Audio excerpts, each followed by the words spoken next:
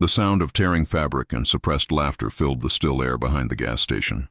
The sun was bright, merciless, glaring down on a scene no one should have to see. Officer Mara Collins stood with her back against the wall, her pulse pounding in her throat, her uniform being ripped apart by two men who thought they owned the world because no one had stopped them yet. Her breath came in shallow gasps, her body shook between fear and disbelief. She had faced guns before, stood over bodies before, but never like this, never this helpless, never stripped of dignity under the daylight sky. Her mind raced through training, through the warnings her father once gave her. Never let them see fear, Mara. Fear gives power, but fear had already won. Her heart screamed for help, and yet no one came. The sound of traffic beyond the corner of the gas station seemed to mock her silence. The faint hum of engines passing by, a reminder that life carried on while she was trapped in this small hell. If you're watching this on Silent Stories and you believe that compassion and courage still matter in this world, please take a moment to like, comment, share, and subscribe, because stories like this one remind us that goodness can arrive from the most unexpected directions. Mara's morning had begun with calm. A call about a suspicious vehicle near the edge of town. A quiet routine stop. The gas station stood along the highway that led nowhere special.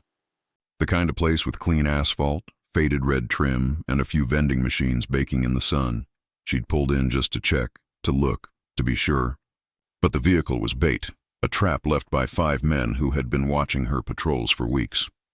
They weren't after her badge. They were after humiliation, revenge for an arrest she'd made months ago that had put one of their friends behind bars. The leader, a man named Vince Harrow, had eyes like broken glass, sharp, hollow, reflecting nothing but bitterness. He was the one who grabbed her first, who sneered at her as if her uniform were a joke.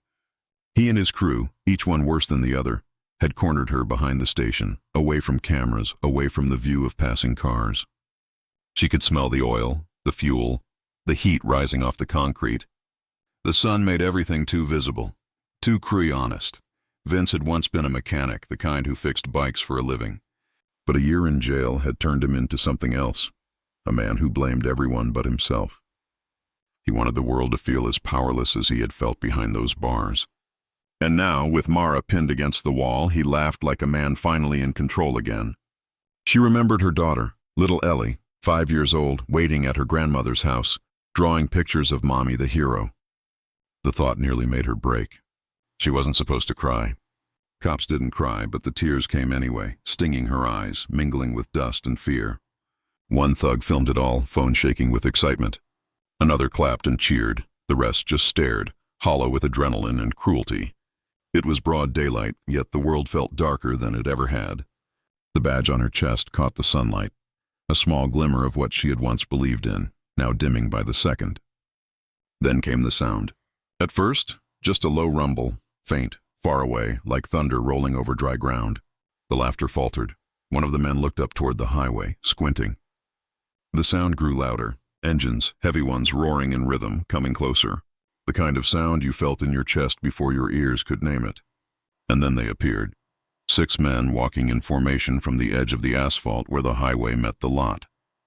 Their boots hit the ground with quiet certainty. Their vests bore the familiar patches that made people either move aside or whisper, "The Hell's Angels." They weren't riding. They were walking. Their motorcycles parked just behind, gleaming like steel guardians under the sun. At their front walked a man who looked carved from gravel and fire, a thick salt and pepper beard, slick back undercut, eyes like ice that had seen too much. His arms covered in tattoos moved with slow control. Each step measured. Vince laughed nervously, trying to mask fear. "You boys lost," he called out, but his voice cracked halfway through. The angels didn't answer. They didn't need to. The air changed as they came closer. Sunlight catching their leather vests, revealing the weight of stories and roads behind every crease. The leader stopped about 15 feet away, his gaze fixed on Mara, then on the men around her. There was no rush, no show of violence, just silence that hurt worse than shouting. Mara felt her breath catch, hope flickering where it had nearly died. The angels were not there by coincidence. The leader, Reed Calloway, had seen something from the highway minutes earlier, a small shape of blue and black pinned against a wall, while men jeered. It reminded him of another day, another place. When his own daughter, back before the prison, before the gang, before the regret, had called him crying because someone wouldn't leave her alone after school. He hadn't been there for her then. He'd been on a run, chasing a fight that didn't matter. By the time he came back, she was gone from his life for good. He hadn't seen her in 8 years. He wasn't about to walk past another daughter of someone's heart. Not again. Mara's lips trembled as Vince turned toward his crew. "Let's go," he muttered, suddenly less confident. But one of the angels, a bald giant with a beard down to his chest, stepped forward, his shadow falling long across the asphalt.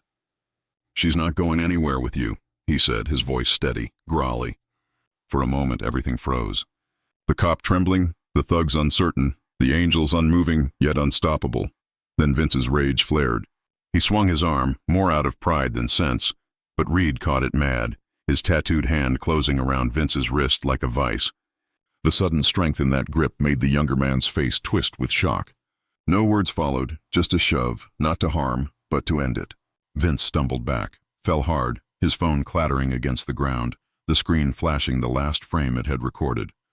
The others backed off, muttering curses, realizing they were outmatched not by weapons, but by conviction. The laughter stopped. The game was over. Mara fell to her knees, trembling as adrenaline drained from her body. The ripped fabric of her uniform fluttered in the light breeze. Reed crouched down, his rough voice low, telling her to take a breath, to stand if she could. She looked up, eyes filled with tears that weren't just from fear anymore. They were from the strange, overwhelming relief of being seen, of being protected. When she thought she was invisible, he handed her back the torn fabric that had once been her shield. She took it with shaking hands.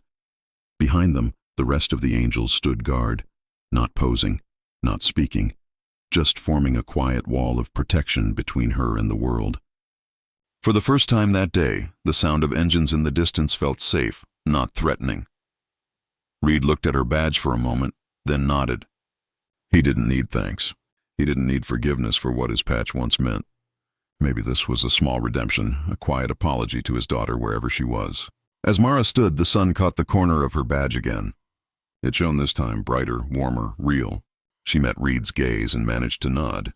One officer to one outlaw, two people who had both lost too much to remain unchanged. The angels turned back toward their motorcycles.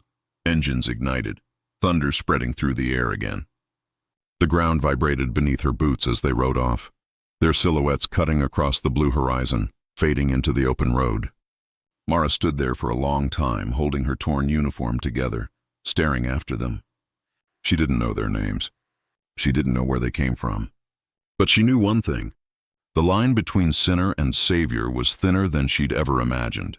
Sometimes the people you're told to fear are the ones who show up when no one else does. If this story touched your heart and reminded you that courage and compassion can come from the most unexpected souls, please support Silent Stories by liking, commenting, and sharing this story. Your engagement helps us bring more light into dark places. Before we end, tell us in the comments, what does redemption mean to you? Because as Mara watched those bikes disappear into the daylight, she understood something she'd never been taught in the academy. That kindness doesn't always wear a uniform, and salvation doesn't always come with sirens. Sometimes it roars in on two wheels, wearing black leather and carrying the ghosts of the past towards something better. And under the bright sky, for the first time in a long while, she finally felt safe.